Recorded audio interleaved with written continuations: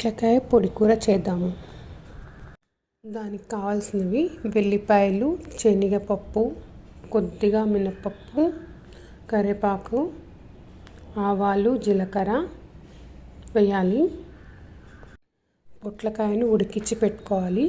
మొదట కొన్ని మిరపకాయలు, ఒట్టి మిరపకాయలు 2-3, తర్వాత పొట్లకాయను వేసి అందులో అవి బాగా వేగనివ్వాలి.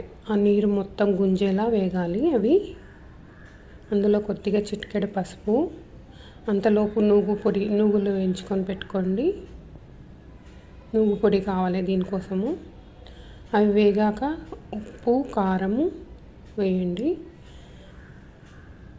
అవి బాగా వేగాక దాంట్లో నువ్వు పొడి వేసి కలపండి. కొద్దిగా నువ్వు పొడి వేసి కలిపి